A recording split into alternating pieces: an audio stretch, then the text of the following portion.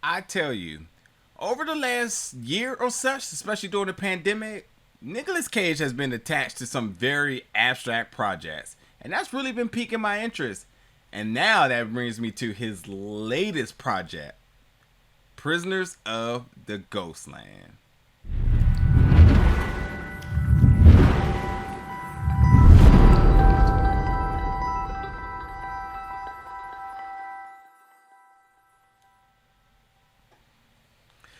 What's up, everybody, and welcome back to the channel today for another review. And today, folks, we're going to be reviewing the film Prisoners of the Ghostland, which is going to be premiering. Well, it already made its world premiere at Sundance Film Festival, but it will be releasing in theaters September 17th. I got a chance to check it out at Fantasia Film Festival. And this is a film I've had my eye on since Sundance. Since I did not cover Sundance this year, of course I had my eyes glued on what came out of it.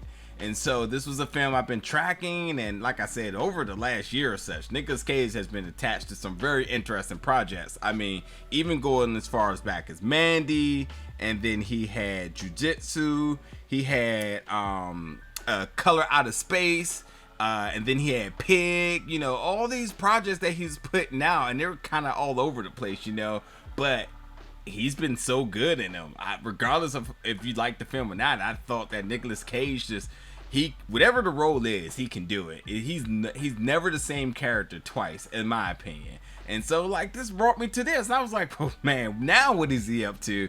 And this film, indeed, I enjoyed. It was definitely bonkers, but I enjoyed it.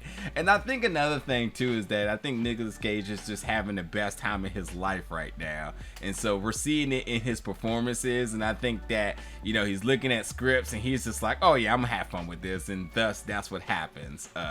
And like, again, this film, you can check it out. It'll be in theaters as RLJE picked this film up, I'm guessing after Sundance, and now going to be releasing September 17th.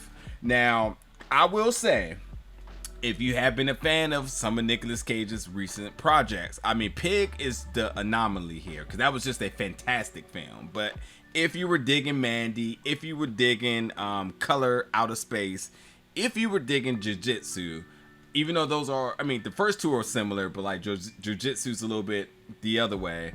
But if you indeed still enjoyed it, like if they were fun and you enjoyed Nicolas Cage's performance, then I think that's another added reason as to like totally check this out, because Nicolas Cage is out of hand in this one. Beyond that, before I even get to the plot and everything, the cinematography was great. There was like some really interesting action, and with the cinematography attached to it, things got a little abstract as far as like the visuals and little bit of the trippy factor of things that were kind of going on, but I thought it all came together well. I mean, it just kept me entertained and kind of at the edge of my seat, kind of wondering like, oh, what crazy thing would they do next, But I'll quickly break this down for you. So Nicolas Cage plays this character Hero, who is a notorious criminal who is sent to rescue the governor's adopted granddaughter, who has disappeared into this dark supernatural universe. To escape the nightmare world, Nicholas must break the evil curse that is controlling the mysterious Ghostland. Also, the governor isn't just asking him nicely. The governor is kind of like, okay, because of you're a criminal and because of the things you've done, you need to do this for me. And if you don't, well, that's fine. I'm putting this device on you, and if you do not follow the procedures that is giving with the device, then parts of your body are going to blow off. And I mean, they wouldn't have had this device on here if they weren't going to show what it can do. So I'll just leave it at that. But it's just so silly. So many different things that kind of happen, one event after another. Again, there's some action, so there's some I say decent hand-to-hand combat in it. I thought that some of the supporting characters, and I mean like really minimum supporting characters, really made a presence with some of their very vibrant personalities and really seizing the moment, shall I say. Bernice, who happens to be the governor's granddaughter, played by Sofia Boutella, for the time that we kind of see this character grow, I thought she did a really interesting job until she just becomes a stone cold killer herself. And yeah, things get good. I mean, the last act of the film almost feels like a different film at a point, just by the pacing and everything. But I will say it still has a lot of continuity and whatnot. But you know, the interesting thing about this film is that it's just so unpredictable. You really don't know which way this film is going. Even at times where you thought like the film was nearing a conclusion, then a whole nother act comes about.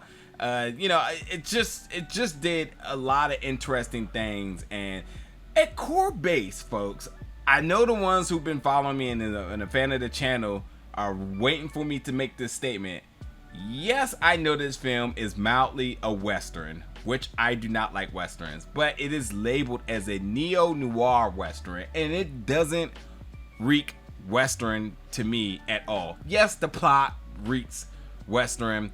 Yes, his attire reeks Western, but the film completely does everything to completely not be a Western by just how unpredictable it is, just the craziness that goes about. Like, to me, I think if I had to like put it in the category, it's like, okay, yeah, I get it. I guess it's a Western.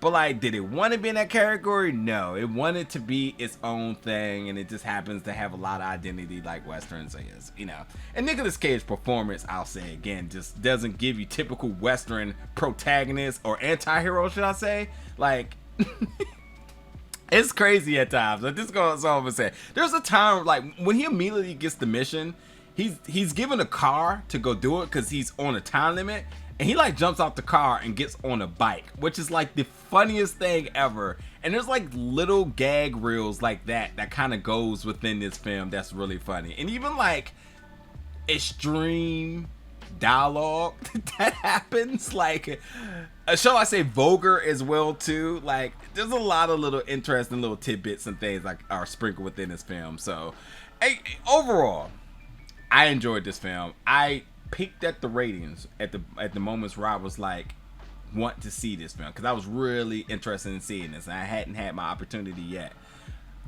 Most things have been very positive, shall I say. And I think this is one of the ones where you trust yourself. Like, if you like Nicolas Cage and you know Nicolas Cage is gonna be himself and really give you some craziness, then you're absolutely fine. Then if you're like, oh well, what's up with the plot? Yeah, it's exactly what it is. It's kind of all over the place. Yeah, it's still fun. So I don't know. There's no other way I can say this but to check this out. Totally check this out. If you get a chance to check it out in theaters, I think it'll be fun. If not, totally whenever it gets on video on demand. Either way, go out the way to go check this out, because this is definitely probably one of the wildest movies I've seen. And every time I say that, then Nicolas Cage comes out with another movie and he's like, yeah, okay, cool, I'm going to make another movie that's even wilder than that, or at least I'm going to be in another movie that's even wilder than that, because I thought Color in Space was by far the wildest movie I had ever seen. And I mean, there was Mandy, then that came out, and I was like, all right, dude, like, for real. And like, I'll be honest, like, I was like, okay, Nicolas Cage is clearly just, you know, he's collecting checks, you know. Then he comes out with Pig and he puts on a Oscar-worthy performance. You're like, all right, I'll eat my words. Like, he is still very much legit when he needs to be.